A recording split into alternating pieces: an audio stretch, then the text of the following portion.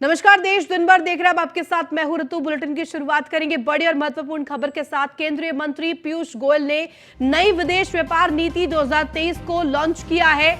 बड़ी खबर आपको बता रहे हैं, नई नीति में भारतीय रुपए में अंतरराष्ट्रीय व्यापार को बढ़ावा देने पर ध्यान केंद्रित। और आपको बता दें कि सरकार ने 2030 तक $2 ट्रिलियन तक के निर्यात का लक्ष्य रखा है।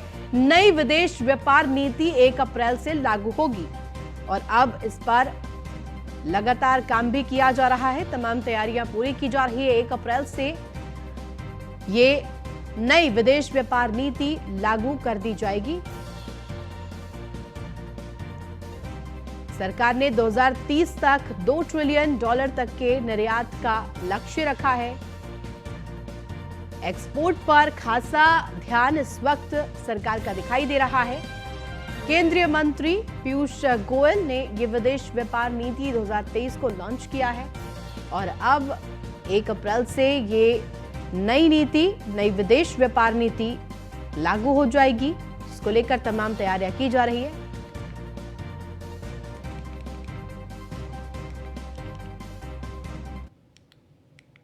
और बड़ी खबर आपको बता दें दिल्ली से, जहां पूर्व डिप्टी सीएम मनीष सिसोदिया को बड़ा झटका लगा है। राउस एवेन्यू कोर्ट ने खारिज की है जमानत याचिका। बड़ी खबर आपको बता रहे हैं, सीबीआई केस में जमानत याचिका खारिज कर दी गई है। सीबीआई स्पेशल जज एमके नागपाल ने याचिका खारिज कर दी है। सीबीआई और ईडी दोनों की ही जांच में न्यायिक हिरासत में है मनीष सिसोदिया। बड़ी खबर आपको बता रहे, सीबीआई केस में जमानत याचिका खारिज कर दी गई है। सीबीआई स्पेशल जज एमके नागपाल ने ये जमानत याचिका खारिज कर दी है। लगातार मुश्किलें अब पूर्व डिप्टी सीएम मनीष सिसोदिया की बढ़ती जा रही है। शराब घोटाला मामले में घोटाले को लेकर हिरासत में इस वक्त सीबीआई और ईडी लगातार सवाल जवाब कर रही है और उनसे जानकारी एकत्रित कर रही है कि क्या कुछ रोल मनीष सिसोदिया का इस पूरे मामले में और क्या कोताही, किस तरह से यह भ्रष्टाचार हुआ।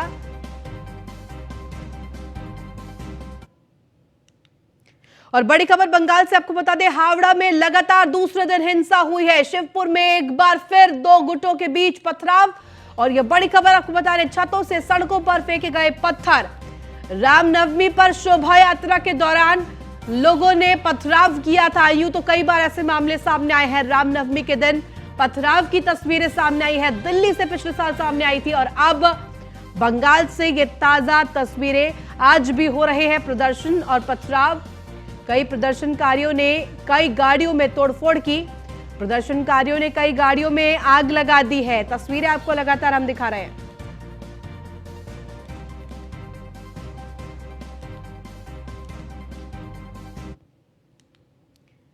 महाराष्ट्र के छत्रपति संभाजी नगर में 2 समुदायों के बीच हिंसक झड़प हो गई। मारपीट, पत्थरबाजी के अलावा पुलिस वाहन समेत कई निजी गाड़ियों को उपद्रव ने आग के हवाले कर दिया।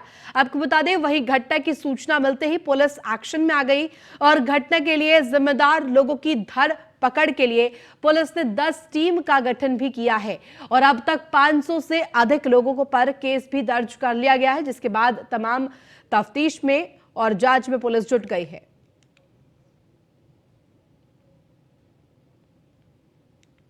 वही संभाजी नगर और मालवनी में रामनवमी के दिन 2 गुटों के बीच हुई झड़प के मुद्दे पर उद्धव ठाकरे गुट के सांसद संजय राउत ने गंभीर आरोप लगाया है।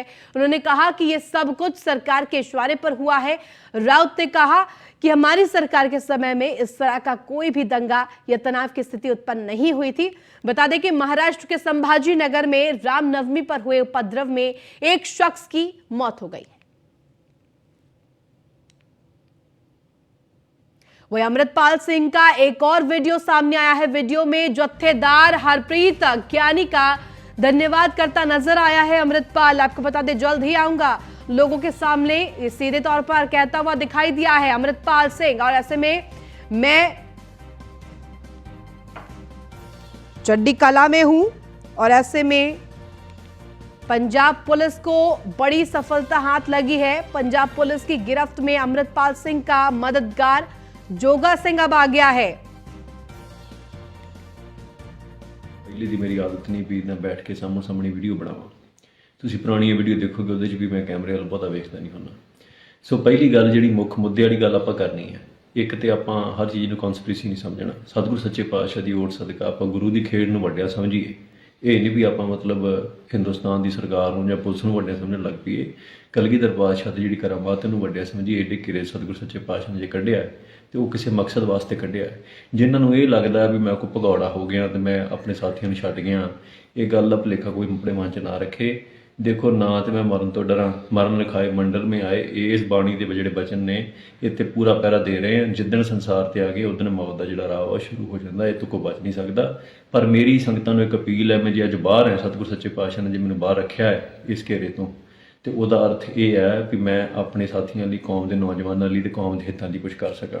ਤੇ ਛੇਤੀ ਹੀ ਸੰਸਾਰ ਸਾਹਮਣੇ ਵੀ ਪ੍ਰਗਟ ਹੋਵਾਂਗੇ ਔਰ ਇਹ ਸੰਗਤਾਂ ਦੇ ਵਿੱਚ ਵੀ ਵਿਚਰਾਂਗੇ। ਇੱਦਾਂ ਦੀ ਕੋਈ ਗੱਲ ਨਹੀਂ।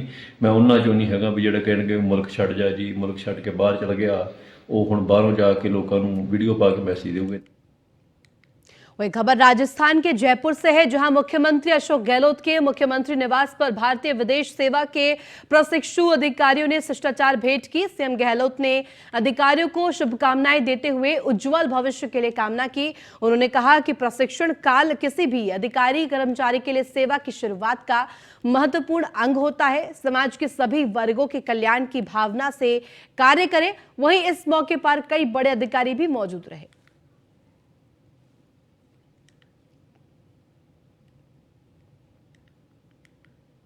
वहीं डीजीएसएन साबत को कारागार का चार्ज मिलने पर हमारे सहयोगी पीयूष तिवारी ने धर्मवीर प्रजापति के साथ खास बातचीत की। इस दौरान उन्होंने क्या कुछ कहा, आपको सुनवाएंगे। उत्तर प्रदेश सरकार में मंत्री धर्मवीर प्रजापति दिल्ली दौरे पर हैं। इस दौरान उनकी मुलाकात लोकसभा स्पीकर से हुई है। हम बातचीत कर लेते हैं कि किन विषयों को लेकर चर्चा हुई है। सर, दिल्ली दौरे पर आज पहुंचे हैं, आपकी मुलाकात लोकसभा स्पीकर से भी हुई, किन विषयों को लेकर चर्चा हुई है? देखिए, मेरे उनसे बहुत पहले से संबंध है और एक तरह से मैं कहूँ तो पारिवारिक जैसे संबंध है मेरे उनसे। तो कुछ विषयों को लेकर के एक बार चर्चा हुई थी, तो मैंने उनसे कहा मैं आपसे बैठ के बात करना चाह रहा हूँ। तो आज उन्होंने मुझे बुला लिया और उनके साथ बैठ कर के चर्चा हुई है। और स्वाभाविक रूप से जब मिलना होता है तो कहीं ना कहीं चर्चा होती है और विभाग की चर्चा भी हमने उनके सामने रखी है। कई चीज़ों को विषयों पे हमारे विभाग को लेकर के हमारी कई विषयों पे चर्चा हुई है। सर, उत्तर प्रदेश में नए कार्यवाहक डीजीपी के रूप में आर के विश्वकर्मा जी को जिम्मेवारी दी गई है, आपको क्या लगता है कितनी चुनौती है?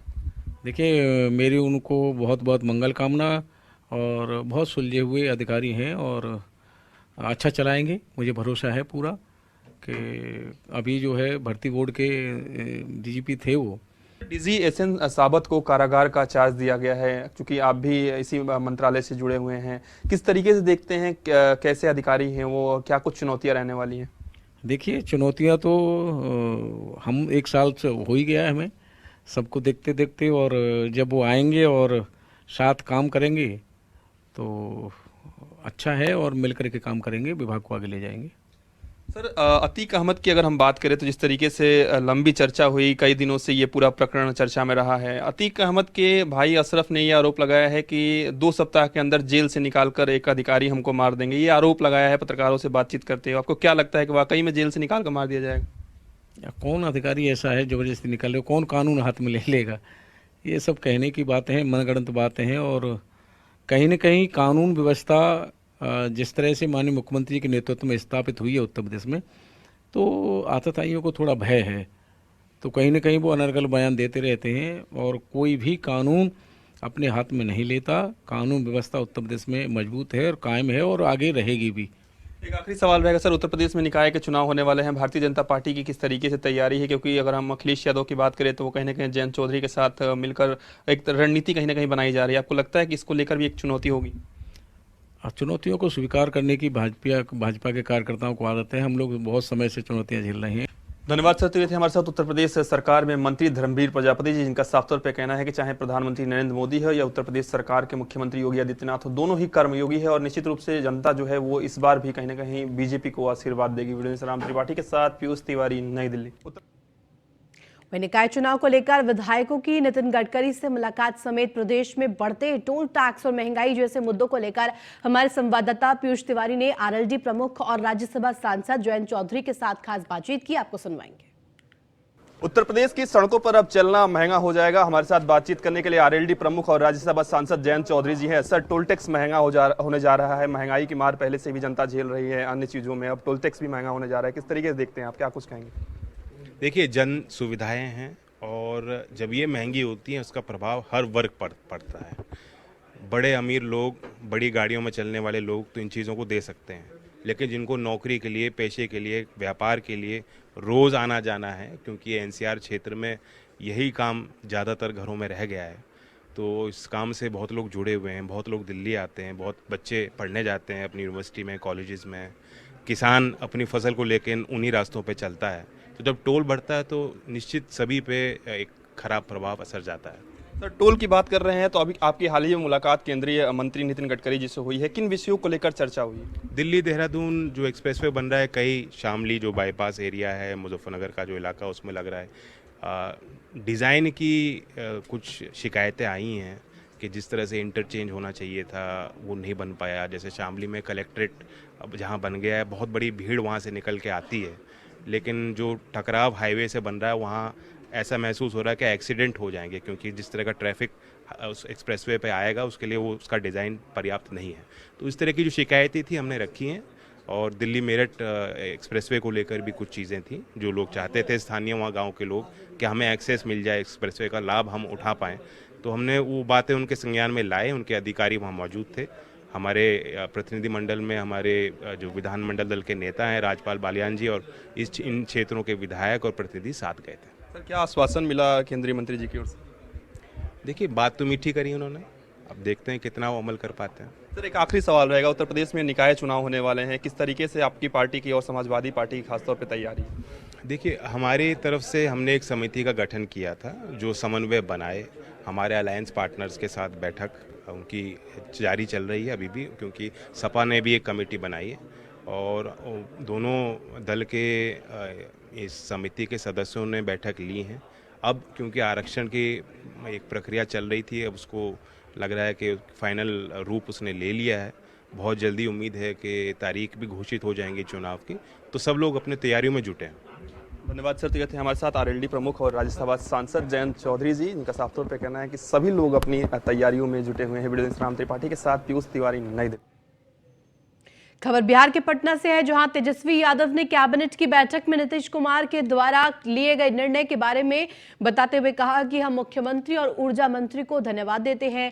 उन्होंने ये भी कहा कि महागठबंधन सरकार ने फैसला किया है कि हमारे गरीब और किसानों पर बिजली की महंगाई की मार ना पड़े। इस दौरान उन्होंने बीजेपी पर निशाना साधा। उन्होंने कहा कि केंद्र सरकार को ही पता होगा कि बिजली के रेट क्यों बढ़ रहे हैं।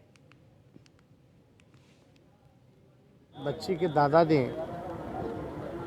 उसका नाम जो है माँ कात्यायनी के नाम पर रखा, क्योंकि नवरात्र के छठे दिन वो पैदा हुई, और माँ कात्यायनी का उस दिन जो है पूजा आराधना जो है सब लोग करते हैं। और आप सब लोग आज जान रहे हैं, मुख्यमंत्री जी ने विस्तार से बताया कि आज कैबिनेट की बैठक हुई और एक बड़ा निर्णय लिया गया। हम माननीय मुख्यमंत्री जी को धन्यवाद देना चाहेंगे, ऊर्जा मंत्री को धन्यवाद देना चाहेंगे, और ये महागठबंधन की सरकार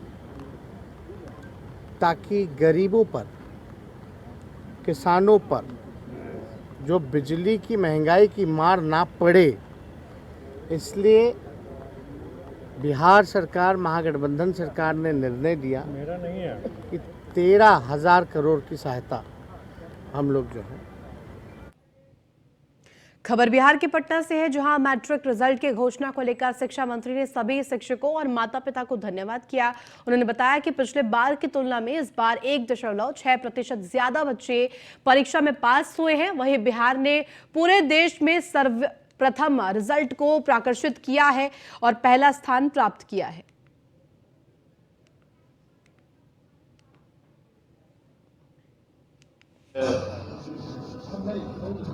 परीक्षा फल प्रकाशन के अवसर पर बिहार के तमाम ऐसे माता पिता जिनके बच्चे बिहार के विभिन्न विद्यालयों में पढ़ते हैं, ऐसी छात्राएं और छात्र और संपूर्ण बिहारवासी और गुरुजनों को इस उपलब्धि के लिए बहुत बहुत बधाई। वहीं कानपुर में आग का तांडव जारी है। तेज हवाओं के साथ फिर आग फैलने लगी तो जिला प्रशासन के हाथ फूल गए। वहां का जायजा लिया हमारे संवाददाता रामजी शर्मा ने। एक बार फिर आज के ट्रेनर के बाद जो आग लगी थी अनवरगंज बांस मंडी में, तो आग एक बार फिर विकराल होती। यही तेज हवाएं जहां चली तो आग की लपटें फिर एक बाहर आई और कहीं ना कहीं जिला प्रशासन के लिए सजग साबित हो रहा। मैं आपको दिखाऊंगा, मेरे पीछे आप देख सकते हैं कि किस तरह से जो आग है वो फिर से बढ़ती जा रही है। और इस आग के बढ़ने से कहीं ना कहीं फायर अधिकारी को कुछ चिंता बढ़ी है और लगातार फिर गाड़ियाँ आई और फिर आग पर कहीं काबू पाने का प्रयास कर रहे हैं। क्योंकि आप देख सकते हैं कि जिस तरह से फायर ब्रिगेड गाड़ी आई, एक बार जब हवा चली है शाम को, तो उससे कहीं ना कहीं जो आग की लपटें वो साफ हो। देखिए हम आपको पीछे दिखाएं कैमरे से, वो देखिए हाइड्रिल जो कैमरा जो मशीन है, उस मशीन से फिर पानी का छिड़काव तेजी से किया जा रहा है। क्योंकि यहीं पर फिर से लपटें उठी थी। उन लपटों को देखते हुए फिलहाल जो फायर कर्मी है वो लगातार आग बुझाने का काम कर रहे हैं। लगातार देखा जाए तो आग को करीब 16 घंटे ज़्यादा हो चुके हैं, लेकिन आग का जो तांडव कम होने का नाम नहीं ले रहा। लगातार आग की लपटें बढ़ती जा रही हैं। इससे कहीं ना कहीं जिला प्रशासन के लिए भी सरदर्द बना हुआ है। कानपुर से रामजी शर्मा, न्यूज़ 1 इंडिया। वहीं प्रदेश में एक बार फिर से कोरोना ने दस्तक दे दी है। प्रदेश में कोविड मरीजों की संख्या 350 के पार हो गई है। बताया जा रहा है कि पिछले 24 घंटे में प्रदेश में 30 से अधिक नए केस सामने आए हैं, जबकि राजधानी में एक्टिव मरीजों की संख्या 2 दर्जन से अधिक है। न्यूज़ 1 इंडिया ने सिविल अस्पताल जाकर रियलिटी चेक किया तो पता चला कि अस्पताल में कोरोना का कोई मरीज भर्ती नहीं है। पूरी तैयारी है। हमारे पास बाईपाइप भी है, HFNC भी है और हम वेंटिलेटर इंस्टॉल कर रहे हैं। और जो एक आध हफ्ते में कुछ पावर प्लग पॉइंट यही बाकी रह गया, बाकी सब हमारी व्यवस्था हो जा रही है। उसके बाद हम चाहेंगे कि उसका लोकार्पण हो जाएगा और रनिंग में आ जाएंगे। हमारे पूरे जितने हॉस्पिटल बेड हैं सब पे ऑक्सीजन है। हमारे पास 65 जो है ऑक्सीजन कंसंट्रेटर हैं इस प्लांट के अलावा, और 20 जंबो सिलेंडर भी हैं। तो हमारे यहाँ पूरे हॉस्पिटल में किसी भी बेड पे ऑक्सीजन की कमी नहीं है और हमारे डॉक्टर तो पहले से ही तैयार रहते हैं। हमने कोविड पीरियड बिहेवियर करने की सबको सलाह दी है और अपना वो माइक सिस्टम अब धीरे धीरे हम उसको जो पब्लिक को जागरूक करने वाला अभियान है वो भी शुरू करेंगे। लेकिन अभी हमारे यहाँ कोई कोविड का सभी पहले से सतर्क हो गए हैं। उनके ऑक्सीजन प्लांट और उनके जितने भी बेड हैं, ऑक्सीजन सप्लाई बेड, वो सब पहले से उन्होंने व्यवस्था दुरुस्त की हुई है और यही निर्देश दिए गए हैं कि कोविड के आने से पहले सभी अस्पताल उसको लेकर तैयार हो जाए। इस वक्त हम सिविल अस्पताल में मौजूद हैं और यहाँ पर कोरोना का एक भी मरीज अभी भर्ती नहीं हुआ है। जो भी एक्टिव केसेस निकल कर आए हैं उनको घर पर ही भर्ती किया गया है। और यहाँ के जो CMS हैं सिविल अस्पताल के RP सिंह, उन्होंने कहा है कि उनके अस्पताल यानी कि सिविल में अभी तक कोई भी एक्टिव केस नहीं आया है और जो भी हैं उनको घर पर ही आइसोलेट किया गया है और यहाँ पर जो व्यवस्था है वो सारी दुरुस्त है। हमारे पीछे आप देख सकते हैं ऑक्सीजन प्लांट है, उसको पहले से रखा गया है। जो स्टाफ है उसको बढ़ा दिया गया है। यानी कि कोरोना आने से पहले जिस तरीके से CM के निर्देश भी थे कि कोरोना के लिए पहले से तैयार हो जाओ, तो जो सारे अस्पताल हैं लखनऊ के, उन्हीं में से एक सिविल भी पूरी तरीके से तैयार है कि कोई भी कोविड का केसेस आता है तो उसको लेकर उन्होंने स्टाफ बढ़ा दिया गया है। उनका स्टाफ एक्टिव है और जितने भी कोविड प्लांट्स हैं, वैक्सीनेशन सेंटर है, वो सब उनका एक्टिव है और पूरी तरीके से कोरोना से निपटने को लिए एक बार लखनऊ के अस्पताल फिर तैयार। वहीं कोरोना को लेकर बुलंदशहर में न्यूज़ 1 इंडिया की टीम ने आज रियलिटी चेक किया। अस्पताल में गेट पर सभी मरीजों की स्कैनिंग की जा रही है और लोगों के टेम्परेचर भी नापे जा रहे हैं।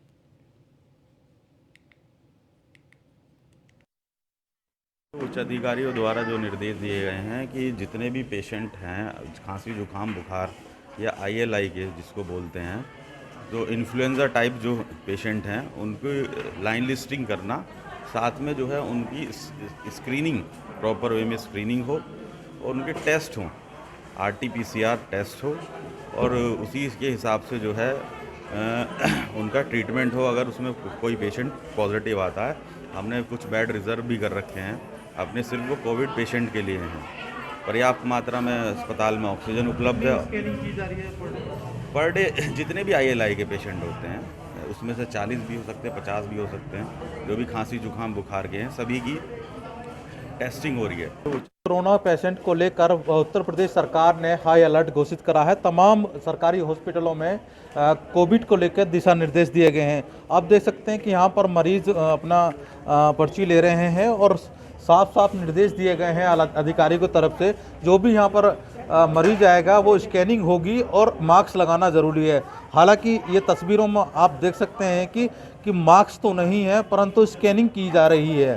परंतु कोविड का हम रियलिटी टेस्ट कर रहे हैं। टेस्ट में के दौरान क्या क्या खामियां भी निकल कर आती हैं, बातचीत कर लेते हैं। यहाँ के जो प्रभारी हैं उनसे बातचीत कर लेते हैं कि किस तरीके के यहाँ पर कोविड पेशेंटों की जो दिशा निर्देश दिए गए हैं यूपी सरकार की तरफ से, किस तरीके का फॉलो करा जा रहा है। जो है एक तो जो है सभी की स्क्रीनिंग हो रही है, पर्चा बनने से पहले ही सभी का टेम्परेचर और SpO2 लिया जा रहा है। साथ में जो है जो पेशेंट ILI के हैं, फीवर, खांसी जुकाम बुखार, उनका RT-PCR टेस्ट किया जा रहा है। और हमारे पास जो है अलग से वार्ड हमने स्थापित कर दिया है, कोविड आइसोलेशन वार्ड। अगर कोई भी पेशेंट किसी भी तरीके का आएगा, हमारे पास ऑक्सीजन भी पर्याप्त मात्रा में है, सारी व्यवस्थाएं हैं, सारी दवाइयां हैं प्रोटोकॉल के अनुसार। कहना है कि सभी पेशेंटों की थर्मल स्कैनिंग की जा रही है और कोविड वार्ड को पूरी तरीके से एक्टिव रखा गया है। आप देख सकते हैं कि यहाँ पर जो भी है स्कैनिंग के दौरान में कोविड का टेस्ट कराने के लिए यहाँ पर वार्ड बनाया गया है। ये खुद बातचीत कर लेते हैं इनसे कि किस तरीके के पेशेंट आ रहे हैं। खांसी जुकाम वाले आ रहे हैं सर, जितने भी खांसी जुकाम हैं उनके सबके हम RT-PCR कर रहे हैं और डॉक्टर साहब के पास भेज रहे हैं, वो हमारे पास भेज रहे हैं। जितने भी पेशेंट आ रहे हैं सभी को भेज रहे हैं हमारे पास। ज़्यादातर पेशेंट जो आ रहे हैं सभी की हम जांच कर रहे हैं। कोविड जो मास्क लगा कर नहीं आ रहे हैं किस तरह? उनको मास्क भी लगवा रहे हैं, बता रहे हैं कि मास्क लगाइए, खांसी जुकाम से बचिए, लोगों से थोड़ा डिस्टेंस बना के रखिए। पेशेंट तो अगर OPD से ज़्यादा होती है, लेकिन खांसी जुकाम थर्मल स्कैनिंग कितनी की जा रही है? हमारी स्कैनिंग कम से कम ऐसे 30-40 की रोज़, करीबन 80-75 की करी जा रही है। का कहना है कि सामने के 70-75 लोगों की स्कैनिंग की जा रही है। तो हम तस्वीर देखिए कि बुलंदशहर में हालांकि मास्क लगाने के लिए अधिकारियों ने निर्देश दिए हैं कोविड पेशेंट को लेकर, परंतु मास्क नज़र नहीं आ रहा है। परंतु हालांकि जो स्कैनिंग और वार्ड को एक्टिव रखा गया है। कैमरा पर्सन अनिल के साथ Ashok Kumar, news 1 India, Bulandshahr. Corona patient को लेकर